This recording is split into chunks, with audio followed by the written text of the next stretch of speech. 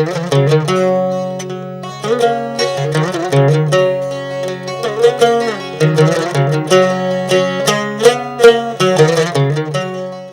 તમે જોઈ રહ્યા છો અબ તક ચાય પે ચર્ચા અને હું છું યોગિત. મિત્રો, અબ તક ચાય પે ચર્ચામાં અવનવા વિષય સાથે અવનવા મુદ્દા સાથે તમને મહત્વપૂર્ણ માહિતી પૂરી પાડીએ છીએ. ત્યારે મિત્રો, આજનો વિષય છે મનોદિવ્યાંગ બાળકો. આપણા સમાજમાં મનોદિવ્યાંગ બાળકોનું પણ એક અલગ સ્થાન હોય છે. મનોદિવ્યાંગ બાળકો પણ એક માણસ જ છે જે તેમની એક અલગ જ વિશેષતા હોય છે. ત્યારે આ મનોદિવ્યાંગ બાળકો કોને કહેવાય, મનોદિવ્યાંગ બાળકોની વિશેષતા શું હોય છે, તેમને આપણે પ્રેમ કેવી રીતના આપવો જોઈએ, તેમને આપણે કાળજી કેવી રીતના રાખવી જોઈએ, તેમજ આ બાળકોને સમાજમાં કેવી કેવી તકલીફો પડે છે, આવા કેટલાય મુદ્દાઓને લઈને તમારી સાથે ચર્ચા કરીને માહિતી પૂરી પાડવી છે. ત્યારે આજે અબ તક ચાય પે ચર્ચામાં આપણી સાથે મહેમાન ઉપસ્થિત છે, જેમનું નામ છે હિતેશભાઈ કાનાબાર. હિતેશભાઈ કાનાબારનો તમને પરિચય આપું તો તેઓ society for the mentally retarded જે રાજકોટમાં આવેલી છે તેમના સેક્રેટરી પદે અત્યારે નિયુક્ત છે. હિતેશભાઈ, તમારું ખૂબ ખૂબ સ્વાગત છે અબ તક ચાય પે ચર્ચામાં. તમે કેટલાય વર્ષોથી આ સંસ્થા સાથે જોડાયેલા છો, તેમજ તમે પ્રતિદિન જે મનોદિવ્યાંગ બાળકો છે તેમના સંપર્કમાં આવો છો, તેમની કાળજી રાખો છો. ત્યારે પહેલો પ્રશ્ન મને એ થાય છે કે મનોદિવ્યાંગ ખરા અર્થમાં કોને કહેવાય? સાહેબ, મનોદિવ્યાંગ બાળક એટલે એવું છે કે મારી તમારી સાથે બેસતું હોય તો તમને ઘણી વખત ખ્યાલ પણ ન આવે કે મનોદિવ્યાંગ બાળક છે. એને ઓળખવા માટે જો જોઈએ ને તો જ્યારે બાળકનો જન્મ થાય એ પહેલાંની જે અમુક વસ્તુઓ હોય, માનો કે પ્રીમેચ્યોર ડિલિવરી છે, એમાં પણ પ્રોબ્લેમ આવ્યો હોય તો પણ મનોદિવ્યાંગ બાળક. એને ઓળખવા માટે બાળકને જન્મ થાય ત્યારે આપણે એને બાળકને તેડીએ છીએ તો ડોક નીચે હાથ રાખતા હોય છે. અમુક સમય થાય બાળક બેસતા શીખે, ડોકની મૂવમેન્ટ જે થાય તો એ ડોકની મૂવમેન્ટનું બેલેન્સ ન રહેતું હોય, ઘણી વખત એવું પણ બનતું હોય. તો આમ તમને ખ્યાલ ન આવે કે આ મનોદિવ્યાંગ બાળક છે. થોડુંક એની એજ થાય, 6 મહિના, વર્ષ, દિવસ, ત્યારે જે એનું મગજનું ડેવલપમેન્ટ થવું જોઈએ ને જે રીતના આપણને એ આપણે કહીએ કે ત્વરિત રિસ્પોન્સ આપે, ચપટી વગાડો તો એ તમારો કાન ડાબી બાજુ વગાડો તો એ બાજુ બાળક જોવે, કે તાલી વગાડો તો ઊંચું જોવે, કે હાથમાં રમકડું લઈને ઊંચું કરો તો એ આંખની કીકીનું મૂવમેન્ટ કરે. ઘણી વખત આ બધું નથી થતું હોતું. તો ત્યારે બાળક મનોદિવ્યાંગ છે એમ કહી નથી શકાતું. પણ જ્યારે પીડિયાટ્રિશિયન છે, સાયકોલોજીસ્ટ છે કે સાયકેટ્રિક છે, એની સાથે તમે એની તપાસ કરાવો પછી ખ્યાલ આવે કે બાળક મનોદિવ્યાંગ છે કે નહીં. જી બિલકુલ, ચોક્કસ કારણથી તો નહીં જ કહી શકીએ કે આ મનોદિવ્યાંગ છે, પણ અમુક જ્યારે સમય જતાં આપણે જ્યારે સારવાર કરાવીએ કે નિદાન કરાવીએ ત્યારે ખબર પડતી હોય છે કે આ જે બાળક છે તે મનોદિવ્યાંગ છે. અમુક એવા કારણો હોય છે જેના કારણે બાળકમાં જે આ રિટાર્ડેશન આવતું હોય છે. કયા કારણો છે જેના લીધે મનોદિવ્યાંગતા આવે છે? જી, એમાં એવું છે કે આપણે જીનેટિક રીઝન કહીએ છીએ, મામા ફઈના જે સગોત્ર લગ્ન કહીએ છીએ તેવું હોય. ખાસ કરીને અમુક નીચેની જે કાસ્ટ હોય છે ને એમાં આવું બધું બહુ જોવા મળે છે.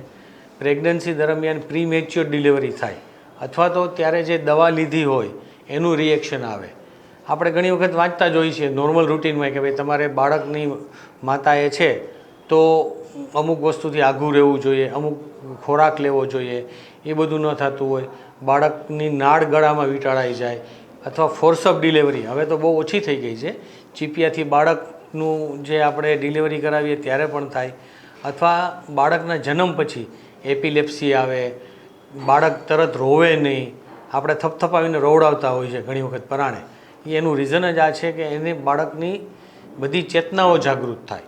જે ન થાય તો પણ આવું બની શકે છે ઘણીવાર. આ બેઝિકલી રીઝન્સ હોય છે. જી બિલકુલ, આ જે કોઈ કારણ છે એના કારણે ક્યાંક એકાદું જે કારણ હોય છે ક્યાંક અસર કરી ગયું હોય તો જે બાળક છે એમાં મનોદિવ્યાંગતા આવતી હોય છે. આપણે જોઈએ કે 2 વર્ષનું બાળક થયું, ચાલતા શીખવું, જી, ઘણી વખત પડી ગયું ઓચિંતાનું પલંગ ઉપરથી, જી, 2 મિનિટ પછી ઊભું થઈને તરત જ માંડ્યું રમવા, આપણને એમ થાય ચલો કંઈ નથી. ઘણી વખત એવું પણ થતું હોય 5 વર્ષનું બાળક થયું તો આપણે ઘણી વખત આપણને કહેતા હોય છે કે બાળકનો ધીમો વિકાસ છે. તો ધીમો વિકાસ આપણને ખબર છે કે ચલો આજે નહીં તો કાલે શીખી જશે, પણ એ લાંબો સમય ન હોવું જોઈએ. તો ત્યારે પણ તમારે મા બાપાઓએ કે સાયકાટ્રિક છે, સાયકોલોજીસ્ટ છે, એનો કોન્ટેક્ટ કરવો જોઈએ. બાળકોના નિષ્ણાત ડૉક્ટરોનો પણ કોન્ટેક્ટ કરીને એની તપાસ કરવી જોઈએ, જેથી આપણને જો બાળક મનોદિવ્યાંગ છે તો આપણને ખબર પડે કે આપણે એની કઈ રીતના સારવાર કરશું, એનું ભવિષ્ય કેવું બનાવશું. બહુ 10-15 વર્ષે આપણને ખબર પડે કે બાળક આવું છે ત્યારે થોડાક મોડા થઈ ગયા હોય છીએ. જી બિલકુલ, આ તો વાત થઈ જ્યારે બાળકની વાત કરવામાં આવે ત્યારે નાની ઉંમરમાં આપણે ઓળખી શકીએ મનોદિવ્યાંગતા. પણ શું એવું બની શકે કે 20-30 વર્ષ સુધી એ કોઈ પણ વ્યક્તિની લાઈફ છે નોર્મલ થઈ અને 30 વર્ષ પછી એ માણસમાં મનોદિવ્યાંગતા આવે? મનોદિવ્યાંગતા આવે એવું તો બહુ નથી હોતું. એ ડિપ્રેશનની હિસાબે કેસ થતા હોય છે એવા કે ઓચિંતાનું એકદમ બાળક છે તે હોશિયાર છે, એની કેરિયર બહુ બ્રાઇટ છે, પણ એકાદ સડનલી એને હર્ડલ્સ એવું આવી ગયું તો જેથી બાળક છે એ એકદમ ડિપ્રેશનમાં વહી ગયું અને એ રિકવર જ નથી થઈ શકતું. તો એવા કેસમાં બને, પણ ખરેખર મારો પોતાનો અંગત મંતવ્ય એવું છે કે એ બાળક મંદબુદ્ધિ નથી, ખરેખર છે એ માનસિક રીતનું રોગી છે. જી, એક માનસિક સ્વાસ્થ્ય રીતે પછાત છે, પણ એક માનસિક સ્વાસ્થ્ય એમનું નબળું છે, પણ એ મનોદિવ્યાંગ નથી. જી. હવે મનોદિવ્યાંગ બાળકોની વાત કરવામાં આવે તેમને ઘણી બધી તકલીફોનો સામનો કરવો પડતો હોય છે, ત્યારે એ મનોદિવ્યાંગ બાળકોની સારવાર આપણે કઈ રીતે કરી શકીએ છીએ? ખરેખર આપને અભિનંદન છે એટલા માટે કે આ અમારી એક વાલી તરીકેની મારી વ્યથા નથી, પણ સમાજમાં કેટલા વાલીઓ એવા લોકો એક બોજાના રૂપે જોવે છે, બોજાના રૂપે જોવે છે. અને પહેલાં વહેલું એક નો ડાઉટ આજથી 37 વર્ષ પહેલાં જે અમે સંસ્થા ચાલુ કરી ત્યારે જે સ્થિતિ હતી એના કરતાં ઘણી સ્થિતિ સારી છે. ત્યારે મંદબુદ્ધિ બાળક કે પાગલ સરખું જ ગણાતું હતું. જી. ખબર જ નથી કે આ બાળકને પાગલ કહેવાય કે ન કહેવાય. પાગલ ને મંદબુદ્ધિ વચ્ચે જોઈએ તો એક તફાવત આપે નથી કીધો, છતાં પણ હું અત્યારે બતાવું છું કે પાગલ છે એ એક ટાઈપનું વર્તન કરશે જ. મંદબુદ્ધિ બાળક છે એ વર્તન એવું કરશે, પણ એને તમે ટ્રેનિંગ આપો, પ્રેમથી સમજાવો કે એ બીજી રીતના એને ટર્ન લેવડાવશો કે ભાઈ તું આમ નહીં ને આમ કર, તને આ ગમે છે તો આ કરશું, તો એ થઈ શકશે. અને પાગલ માણસ જે છે આપણે કહીએ તો એ યોગ્ય નથી થવાનું એ નક્કી જ છે. પણ મનોદિવ્યાંગ બાળક છે એને ટ્રેનિંગ તમે કન્ટિન્યુ ચાલુ રાખશો તો થોડુંક ટ્રેનેબલ થઈને અમુક વસ્તુઓ ટ્રેનિંગથી સુધરશે. હા, પણ એક સાથે એટલું કહી દઉં છું સાહેબ કે મા બાપની એવી જ અપેક્ષા હોય છે કે અમારું બાળક ક્યારે સરખું થઈ જશે તો અમે એને અહીંથી પાછું લઈ જઈ શકીએ. સાહેબ ભૂલી જાઓ, બાળક મનોદિવ્યાંગ છે, રહેશે, એને સ્વીકારો. એને તમે જેટલી ટ્રેનિંગ આપી અને એને સમાજમાં ભેળવવાનો પ્રયત્ન કરશો એટલું જ એ બાળક ભળશે સમાજમાં અને સમાજ એને સ્વીકારશે. હવે સમાજ આજની તારીખે થોડુંક સ્વીકારે છે મનબુદ્ધિના બાળકને, બાકી સ્વીકારતું જ નહોતું. એ પાગલ જ છે, આને ક્યાંય ન હોય, આને તમે લઈ આવતા નહીં. આજે પ્રસંગ છે તમે આવજો મારે ત્યાં, પણ બાળકને લઈ તો હજી એવી પરિસ્થિતિ છે આજની તારીખે. પણ તોય સમાજ ઘણું બધું સુધરતું જાય છે અને વાલીઓ પણ સમજતા જાય કે અમારું બાળક છે, અમારે આ સ્વીકારીને ચાલવાનું છે. એ જ અત્યારે ક્રાઇટેરિયા આગળ વધી રહ્યો છે. જી બિલકુલ, જ્યારે સારવારની વાત કરવામાં આવે ત્યારે 90 થી 99% જેટલા ચાન્સીસ તો છે જ નહીં કે જે મનોદિવ્યાંગ બાળક છે એ હવે નોર્મલ થઈ શકે. એમને આપણે સ્વીકારવું જ રહ્યું, આપણે એમને પ્રેમ અને લાગણી આપવી જ રહી અને જીવનભર એમની કાળજી આપણે રાખવી જ પડશે. ત્યારે હવે તાલીમની તમે જે વાત કરી, કઈ રીતે મનોદિવ્યાંગ બાળકોને તાલીમ આપવામાં આવે છે? મનોદિવ્યાંગ બાળકોને જે તાલીમ અમારે ત્યાં આપવામાં આવે છે, એક 5 થી 15 વર્ષના બાળકોની તાલીમી શાળા છે જ્યાં તેને સાયકોલોજીકલી ટ્રીટમેન્ટ ઉપરાંત જીવન જરૂરિયાતમાં કઈ રીતના જીવવું જોઈએ એની તાલીમ આપવામાં આવે છે. જેમ કે કઈ રીતના જમવું જોઈએ, કેટલું જમવું જોઈએ, હાથ પગ કેમ ધોવા જોઈએ, પાણી કઈ રીતના પીવું જોઈએ. તમને પેટ ભરાઈ ગયું, તમે એને સાઇન લેંગ્વેજથી બતાવી શકો, ન બોલી શકતા હો તો કે ભાઈ મને પેટ ભરાઈ ગયું છે, ઓકે, કંઈ નથી જોતું. પાણી પીવું છે તો મોઢેથી તમે સાઇન કરી શકો. એ બધી તાલીમ આપીએ જેથી બાળકને બીજા કોઈ પણ વ્યક્તિઓ સાથે રહેવું હોય તો તેને વાંધો ન આવે. આ અમારી એક બેઝિક ટ્રેનિંગ થઈ. જી બિલકુલ, આ બેઝિક ટ્રેનિંગ તમારી જાણી, પણ આપણે હજી તમે એડવાન્સ ટ્રેનિંગ શું આપો છો એ વિશે પણ અમે જાણશું. પણ અહીંયા સમય થયો છે એક નાનકડા વિરામ. હાજી, વિરામ બાદ ફરીથી તમે દર્શક મિત્રો જોતા રહો અબ તક ચાય પે ચર્ચા.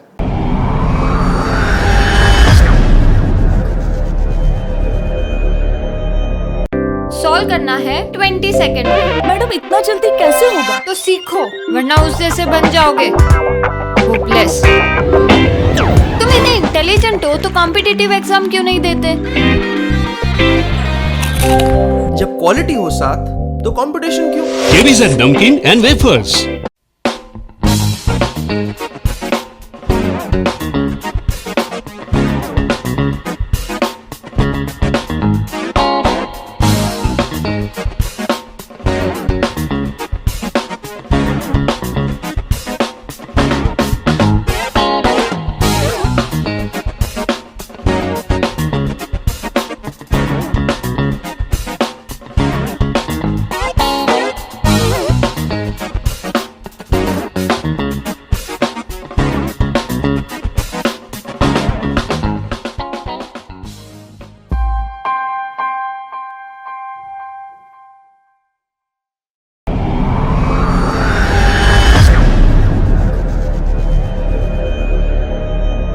વિરામ બાદ ફરીથી આપ સૌનું સ્વાગત છે. તમે જોઈ રહ્યા છો અબ તક ચાય પે ચર્ચા.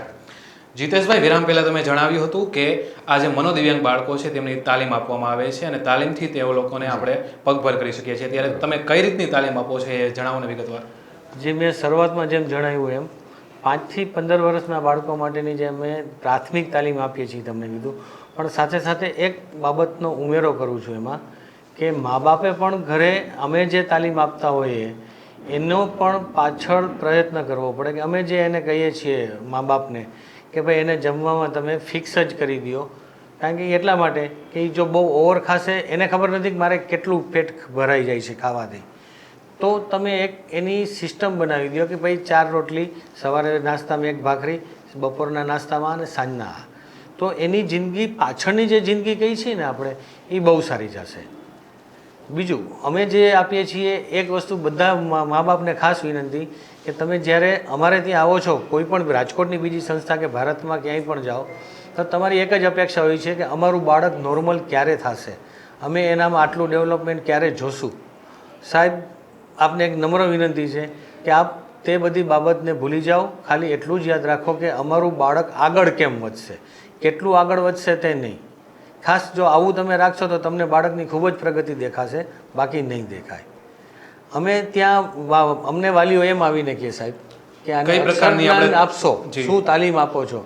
અમે કહીએ કે અક્ષર જ્ઞાન અમે એના આઈક્યુ પ્રમાણે આપીએ. તો એમ નહીં, તો ધોરણ કેમ નથી તમારામાં? આ બાળકમાં આઈક્યુ પ્રમાણેના ક્લાસ હોય.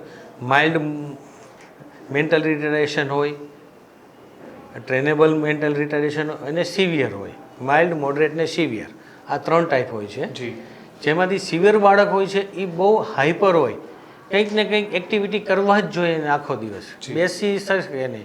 માઇલ્ડ છે એ બાળક બેસી રહે છે પણ એક્ટિવ નથી થતું. મોડરેટ છે એ ટ્રેનેબલ કહી શકીએ કે જે એક્ટિવ પણ થાય, નોન એક્ટિવ જ્યારે કરવું હોય ત્યારે કે ભાઈ તું કલાક બેસવાનું છે તારે તો બેસી શકશે. આ જેવી અમને ખબર પડે એ રીતના અમે એને ટ્રેનિંગ પાયાથી ચાલુ કરી દઈએ છીએ. અક્ષર જ્ઞાન એને જો મળી શકે તો બહુ સારું, ન મળે તો અપેક્ષા ન રાખવી એના માટે. આ પછીનો એક અમારો તબક્કો આવે છે 15 થી 35 વર્ષ માટેનો વોકેશનલ ટ્રેનિંગ, જેને અમે કહીએ છીએ, જેને પ્રી વોકેશનલ પણ કહી શકીએ. કે ગૃહ ઉદ્યોગ, જેમાં કે પાપડ, વેફર છે, ખાખરા બનાવવા છે, અલગ અલગ પ્રકારની જે ગૃહ ઉદ્યોગની વસ્તુઓ છે એ બાળકો બનાવી શકે. ગ્રુપમાં ઇન્ડિવિજ્યુઅલ કરી શકશે તેવી કોઈ શક્ય નથી અને અશક્ય પણ નથી. અમુક બોર્ડર લાઇનના જે બાળકો હોય છે તે કરી શકે છે બધું.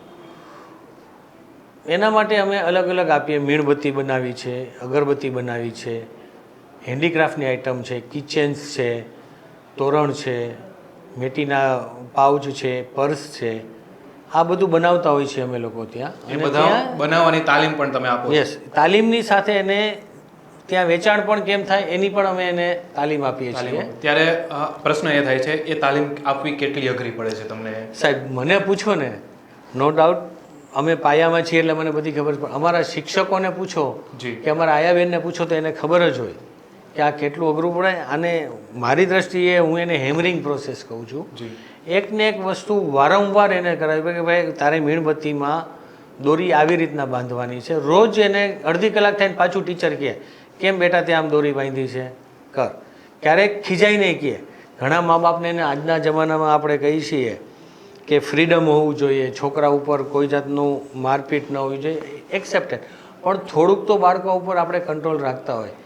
ઘણી વખત આપણે ખીજાય, જો આજ તું નહીં કરને તો આ તને નહીં કરીએ, આવો ટોન રાખીએ એટલે બાળકને એમ થાય તમે શાંતિથી આજ નહીં કરને તો આ નહીં આપું. આ ખાલી અવાજની પીચ ઉપર જ બાળક કંટ્રોલ થતું હોય અમારે. ઘણી વખત કોઈકને એમ થાય કે આ કેમ ખીજાતા હશે, આવા બાળકને ખીજાવાય, આને તો પ્રેમ જ અપાય. પણ પ્રેમની સાથે સાથે એને જરાક ખબર પડી છે કે હું આ વસ્તુ આમ નહીં કરું, આ હું નહીં શીખું તો મને આજે આઈસ્ક્રીમ નહીં આપે. એટલે ખૂબ જ અઘરી પડે છે એ લોકોને તાલીમ આપવી, અને શિક્ષકોને પણ ખૂબ જ એવું અઘરું પડે છે. પણ આ અઘરી પરિસ્થિતિમાં જ્યારે શિક્ષકો તાલીમ આપતા હોય છે તેમને ખૂબ જ અઘરું પડતું હોય છે. ત્યારે શિક્ષકોની મનોસ્થિતિ કેવી હોય છે? સાહેબ, શિક્ષકોની મનોસ્થિતિ એવી હોય છે, આપણે એમ કહીએ છીએ કે 1 માં 100 શિક્ષક બરાબર. અમારી સંસ્થામાં તમે ગમે ત્યારે આવશો તો જોશો કે અમારે ત્યાં આયાબેન અને શિક્ષકો બધા અમે લેડીઝ જ રાખીએ છીએ. કારણ કે હું કદાચ આજે એક સારો બાપ બનીશ, વ્યક્તિગત મા તરીકે રહી શકીશ, પણ બધા તરીકે માનું પાત્ર ભજવવું આપણા માટે અઘરું હોય છે પુરુષો માટે. એટલે અમારો એક જ ધ્યેય રહે છે કે જેટલા સ્ત્રીઓ આ ક્ષેત્રમાં આગળ આવે અને બાળકોને તાલીમ આપે એ બહુ સારું છે. અને બીજું ઘરમાં પણ એક મારી વિનંતી છે જે બધી માયું છે, તમે એમ ન માનો કે આ બાળકનું આપણે જ કરવાનું છે. સાથે જે દીકરી છે, ઘરની વહુ છે, એને પણ સાથે રાખો, જેથી તમે ન હો પછી પણ બાળક એની સાથે રહેવાતા શીખે. જી, તાલીમની વાત કરી ત્યારે હંમેશા એક વસ્તુ આવે કે કોઈ સંસ્થાની આપણને જરૂર પડશે તાલીમ માટે. આ બાળક મનોદિવ્યાંગ છે તો એમને કોઈ હોસ્પિટલમાં આપણે ભરતી કરાવવું પડશે. શું એ વાત સત્ય છે કે હંમેશા હોસ્પિટલની કે કોઈ સંસ્થાની જરૂર પડે છે કે આપણે ઘરે બેઠા પણ આપણા પરિવારનું કોઈ સદસ્ય છે જે મનોદિવ્યાંગ આવે છે તો એમને આપણે ઘરે બેઠા પણ એમને આપણે તાલીમ આપી શકીએ કે એમને આપણે ધ્યાન રાખી શકીએ? ચોક્કસ, કેમ નહીં. અમારે ત્યાં એક એવો પ્રોજેક્ટ ચાલે છે કે મા બાપ ઈચ્છે તો અમારે ત્યાં આવીને અમે જે તાલીમ આપીએ છીએ એ પણ અમે એને શીખડાવી શકીએ. ઉપરાંત જે એના સાધનો છે એ પણ અમે આપીએ છીએ. તમને જાણીને આનંદ થશે કે આ સંસ્થાના જે સ્થાપક હતા કાનાબાર સાહેબને નીલમબેન, એમણે નીલમબેને ગુજરાતીમાં 6 થી 7 બુક્સ લખેલી છે કે મંદબુદ્ધિ માટે શું શિક્ષકોએ કઈ રીતના કરવાનું, મા બાપે કઈ રીતના કરવાનું ને સમાજે કઈ રીતના કરવાનું. કોઈ પણને આવી બુક જોતી હોય તો અમારી સંસ્થા ઉપરથી મળે જ છે, જેમાં બાળકની પ્રેગ્નન્સીથી લઈ અને મોટું થાય ત્યાં સુધીનું શું છે એનો આખો નિચોડ આપ્યો છે એમના અનુભવનો.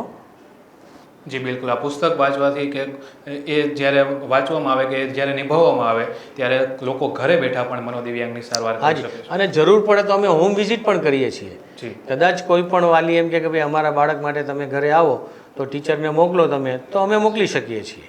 જી બિલકુલ. હવે જ્યારે વિશેષતાની વાત આવે તો every child is a special એવું આપણે કહેવાય છે. કોઈ પણ બાળક છે એ હંમેશા વિશેષ હોય જ છે. ત્યારે મનોદિવ્યાંગ બાળકોમાં એવી કેવી કે વિશેષતા હોય છે કે જે આપણે સામાન્ય માણસો કરતાં અલગ હોય છે? અત્યારના જે આધુનિક જમાનો છે એમાં એક શબ્દ યુઝ થતો હોય છે કે સ્પેશિયલ નીડ્સ ચિલ્ડ્રન્સ, જી ડિફરન્ટલી એબલ્ડ પીપલ. જી એ બહુ સાચો શબ્દ છે. તમે એને મંદબુદ્ધિ કહો, મેન્ટલ રિટાર્ડેશન કહો કે બ્લાઇન્ડ છે કે એ કહો, નહીં, એ સ્પેશિયલ ચિલ્ડ્રન પણ હવે વર્ડ નીકળી જાય છે, ડિફરન્ટલી એબલ્ડ. જી તમારા કરતાં કંઈક એ બાળક જુદું છે, એ જ એના શબ્દો બતાવે છે કે તમારા કરતાં એ અલગ જ બાળક છે, કાંઈક અલગ જ વ્યક્તિ છે કે જેનું સમાજમાં સ્થાન છે. સમાજમાં સ્થાન અપાવવા માટે જે મેં તમને કીધું એ રીતના અમે આવી તાલીમો આપતા હોઈએ છીએ. ઉપરાંત તેને એવી રીતની તાલીમ આપીએ કે જો એ ટ્રેનેબલ હોય તો અમારા 2-4 બાળકો એવા છે કે જે ઇસ્ત્રી કામ કરીને પણ મહિને 3,000 થી 4,000 રૂપિયા કમાય છે, બાલભવનમાં જઈને પણ કરતા હોય છે. અમુક બાળક એવા છે કે જે સ્પોર્ટ્સમાં પણ એટલા આગળ વધેલા છે. જી એક બાળક અમારું એવું છે કે જે સ્કેટિંગમાં સ્પેશિયલ ઓલિમ્પિકમાં જઈને ગોલ્ડ મેડલ જીતી આવ્યું છે ઇન્ડિયા ખાતે. દર વર્ષે રાજકોટમાં ખેલમાં કુંભ સ્પેશિયલ ઓલિમ્પિક થતા હોય છે, અમારા બાળકો ભાગ લે જ છે એમાં. ગયા વર્ષે જે પાર્ટિસિપેટ કર્યું હતું બાળકોએ એમાંથી 1,17,000 રૂપિયાના પ્રાઇઝ સીધા જ એના ખાતામાં જમા થાય છે. રાજકોટમાં પણ બીજી સંસ્થાઓ છે કે જે આવી બધી સંસ્થાઓ લઈ અને સરકાર પણ આયોજન કરતી હોય છે આવા, કે જેથી સમાજમાં એને સ્થાન મળે. જી બિલકુલ. આ મનોદિવ્યાંગ બાળકોને તમે જ્યારે તાલીમની વાત કરીને કીધું કે આ જે વિશેષતા હોય છે ખેલ મહાકુંભમાં પણ એ જીતીને આવતા હોય છે, ત્યારે સ્પેશિયલ પ્રશ્ન મને એ થાય છે કે શૈક્ષણિક ક્ષેત્રે આમાંથી શું કોઈ એવું ઉદાહરણ કે બાળક જે છે એ મનોદિવ્યાંગ હોવા છતાં શૈક્ષણિક ક્ષેત્રે ખૂબ આગળ વધ્યું હોય કે? શૈક્ષણિક ક્ષેત્રે મંદબુદ્ધિનું બાળક એટલું બધું આગળ ન વધી શકે, બહુ સ્પષ્ટ વાત છે. પણ સેરિબ્રલ પાલ્સી જે બાળકો હોય છે જી તે લોકો પણ આગળ વધતા હોય છે. આપણે મને જે ખ્યાલ છે ત્યાંથી આપણા સૌરાષ્ટ્ર યુનિવર્સિટીના ડીન હતા, વાઇસ ચાન્સેલર સીતાંશુભાઈ કોટક, જી એમની જે ડોટર છે સીપી હતી, એણે કવિતાની બુક્સ પણ લખી છે અને ઘણું બધું આગળ એજ્યુકેશનમાં વધેલી છે. જી બિલકુલ. એટલે અમુક એવા ઉપવાદ નીકળે કે અપવાદ. મનોદિવ્યાંગ હોવા છતાં પણ શૈક્ષણિક ક્ષેત્રે ખૂબ સારું એવું એમનું પ્રદર્શન હોય. બિલકુલ. આવા ઘણા મુદ્દાઓ ઉપર આપણે હજી આગળ ચર્ચા કરવાની છે, પણ અહીંયા સમય થયો છે એક નાનકડા વિરામનો. દર્શક મિત્રો, તમે ક્યાંય ન જતા, તમે જોતા રહો અબ તક ચાય પે ચર્ચા. મળીએ એક નાનકડા વિરામ બાદ.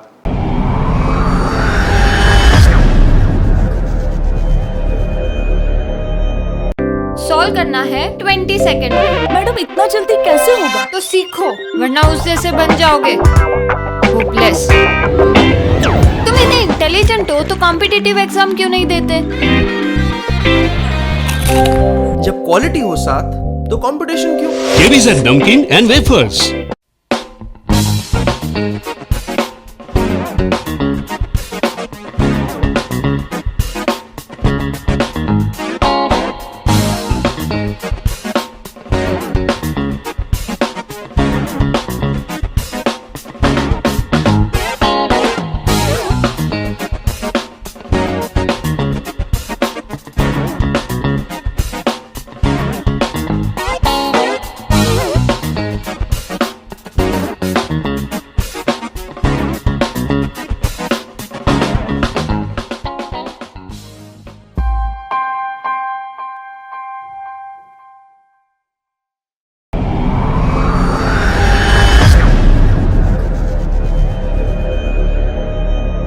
ત્યારબાદ ફરીથી આપ સૌનું સ્વાગત છે. તમે જોઈ રહ્યા છો અબ તક ચાય પે ચર્ચા. જીતેશભાઈ, ખૂબ જ સરસ તમે વાત કરી કે જે શૈક્ષણિક ક્ષેત્ર છે તે પણ મનોદિવ્યાંગ બાળકો અમુક અપવા દેવા નીકળે કે તે શૈક્ષણિક ક્ષેત્ર પણ ખૂબ સારું એવું પ્રદર્શન આપી શકે. ત્યારે હવે પ્રશ્ન એવા આવે, વાત સમાજની કરવામાં આવે ત્યારે સમાજ આજે કેટલી હદે આવા બાળકોને સ્વીકારે છે? સાહેબ, જે અમે જ્યારે હતા અને ત્યારે સમાજ જે સ્વીકારતો હતો એના જી બિલકુલ. ભૂતકાળમાં શું પરિસ્થિતિ હતી અને વર્તમાનમાં શું પરિસ્થિતિ છે? એટલે બસ હું તો બંને જ કહું. સમાજમાં આજથી વર્ષો પહેલાં કોઈ પણ અપંગતા ધરાવતું બાળકને સ્વીકારવું ને એટલે સાહેબ એ કુટુંબ માટે એમ કહેવાતું કે આ કુટુંબ ભાઈ જરાક તકલીફવાળું છે એમ કહેતા હતા. પણ આજની તારીખે હવે સમાજ એટલો પરિવર્તન લઈ આવી રહ્યો છે કે આવું બાળક છે તો પણ એ સમાજમાં ભળવાને હકદાર છે તેવું પણ બધા માની રહ્યા છે આજની તારીખે. જી. તો સમાજમાં ભેળવવા માટે એટલું બધું સમાજ કરી શકે છે. અમારી જ વાત કરીએ તમને તો અમે જે વસ્તુઓનું પ્રોડક્શન કરીએ છીએ બાળકો થકી, તો અમે બધી સ્કૂલમાં, કોલેજમાં, બધી અલગ અલગ જગ્યાએ એક્ઝિબિશન કરતા હોઈએ છીએ કે જેની કિંમત મીણબત્તી છે તો 5 રૂપિયાથી લઈ 25 રૂપિયા, 30 રૂપિયા, કિચન છે અગરબત્તી 10 રૂપિયા, કે જે સામાન્ય માણસને પરવડી શકે, નહીં નફો નહીં નુકસાનના ધોરણે અમે આ બધી પ્રવૃત્તિ કરીએ છીએ. જેથી સમાજમાં એક અમારી પણ ઓળખ ઊભી થઈ છે કે જ્યારે દિવાળી આવતી હોય ત્યારે સ્કૂલ કોલેજમાં એના પ્રિન્સિપાલોના બધાના સામેથી ફોન આવે કે સાહેબ તમારું ક્યારે પ્રદર્શન ગોઠવવાનું છે, અમને કહો તો અમે વાલીઓને કહી શકીએ. વાલીઓ પણ અમને પૂછતા હોય છે કે આ ક્યારે થશે, કારણ કે એમને વાલીઓને પણ એટલી ખબર પડી ગઈ છે કે આપણે બહારથી પણ લઈએ જ છીએ આ વસ્તુ, તો આ બાળકો બનાવે તો શું કામ એને દેવદૂતોને પ્રોત્સાહિત ન કરીએ. આ પણ એક પ્રવૃત્તિ સમાજમાં સારી ચાલી રહી છે. બીજું સમાજમાં ભેળવવામાં જે અમારા વખતે નહોતું કે જન્મદિવસ કેમ ઉજવવો, લગ્ન દિવસ છે કે પુણ્યતિથિ કેમ ઉજવવી, હવે સમાજમાં એક આવે છે કે ભાઈ 5,000 રૂપિયા આપણે વાપરવા છે તો ચલો એમાંથી 2,000 રૂપિયા આવી કોઈ પણ સંસ્થા પાછળ, નહીં કે ખાલી મંદબુદ્ધિની, અપંગ છે, વૃદ્ધાશ્રમ છે, અંધ છે, બેરા મૂંગા છે તેની પાછળ પણ વાપરવામાં આવે છે કે નહીં આપણને મળ્યું છે તો આપણે સમાજને કંઈક આપવું જોઈએ. આ પણ એક સારી પ્રવૃત્તિ થાય છે. બીજું, સમાજ અમને પણ કોઈ પણ એવી વ્યક્તિ હોય કે જેની આગળ કોઈ પણ શોપ છે કે મેઇન રોડ ઉપર આવેલી હોય, અમને એક્ઝિબિશન માટે જગ્યા આપો તો અમે ત્યાં પણ અમારો સ્ટોલ નાખી શકીએ કાયમી ધોરણે. તો પણ થઈ શકે છે. આવી સંસ્થાઓને કોઈ આપે સપોર્ટ કે ભાઈ તમારું એક આટલું ટેબલ, આટલી સ્પેસ, તમારી વસ્તુઓ બાળકોની વેચો. અમે સમાજમાં કહે છે કે ભાઈ આ જગ્યાએથી મંદબુદ્ધિના બાળકોની બનાવેલી વસ્તુઓ મળશે. જી બિલકુલ. એ તમામ પ્રવૃત્તિઓ થકી સમાજ ક્યાંક સ્વીકાર્યો છે, પણ ક્યાંક સમાજમાં એવો ભેદભાવ થઈ રહ્યો છે મનોદિવ્યાંગ બાળકો પ્રત્યે? સાહેબ, આ વસ્તુનો પ્રશ્ન એવો છે કે રહેવાનું જ છે. ઘરમાં 2 નોર્મલ બાળકો હોય છે તો પણ જરાક ક્યાંક તફાવત રહી જતો હોય છે, તો આ રહેવાનું છે. આટલું તો અમે લોકોએ સ્વીકારેલું જ છે. પણ અમને આનંદ, અમે એટલા પોઝિટિવ થઈને ચાલીએ કે પહેલાં કાંઈ નહોતું તો આટલું ઘણું આવ્યું છે હવે સમાજમાં પરિવર્તન, તો આગળ પણ એટલું જ પરિવર્તન આપશે. બિલકુલ. શું લાગે છે તમને આ ભેદભાવ દૂર કરવા માટે શું કરવું જોઈએ? એક જાગૃત વાલી તરીકે કે એક જાગૃત નાગરિક તરીકે? સમાજ જાગૃત વાલી તરીકે અને જાગૃત નાગરિક તરીકે કહું તો વાલીઓએ પોતે જ આ ભેદભાવ મિટાવવો પડશે, તો જ થશે. આજે મારા એક નોર્મલ બાળકનો જન્મદિવસ છે તો હું એની પાછળ બધાને ચોકલેટ આપીશ, બર્થડે પાર્ટી કરીશ. આ બાળક માટે કરશો પણ ચાલ આજ તારો જન્મદિવસ છે, તને ખીર ભાવે છે, અમે બનાવીને આપી દઈએ, એમ નહીં. અમારી સંસ્થાનો નિયમ છે કે બાળકનો જ્યારે જન્મદિવસ હોય ત્યારે એણે કલર કપડાં પહેરીને આવવાનું. સંસ્થા તરફથી એક નાનકડી એવી ગિફ્ટ નથી, એની કિંમત કંઈ નથી, પણ બાળકને એમ થાય કે જો મારી ઘરે મારા બધા ભાઈઓને કે બહેનોને આ ગિફ્ટ આપવામાં આવે છે તો મને પણ ગિફ્ટ આપવામાં આવે છે. વાલીઓનો એક ફેરફાર તમને કહું સાહેબ તો ખરેખર આનંદ થાય એવી વસ્તુ છે. પહેલાં અમે કરતા, વાલીઓનો એટલો બધો સાથેથી કોઈ પ્રભાવ નહોતો આવતો કે ભાઈ અમે પણ કરીએ. તો હવે વાલીઓને એટલી ખબર પડી કે બાળકનો જન્મદિવસ આવે ને એટલે ચોકલેટના 2 પેકેટ, બિસ્કિટના પેકેટ જે એ બાળકને ભાવે છે, સાહેબ સમજજો આપ બધા કે એના બાળકને જે ભાવે છે એ વસ્તુ અમને મોકલાવે છે કે આને ભાવે છે એટલે મોકલો. આ એક તમે તફાવત જોઈ શકો છો. જી બિલકુલ. હવે જ્યારે પણ સમાચાર આવતા હોય છે પરિવારમાં કે આપણું બાળક છે મનોદિવ્યાંગ છે, ત્યારે પહેલાં તો મા બાપને ખૂબ જ દુઃખ થતું હોય છે, સ્વાભાવિક છે.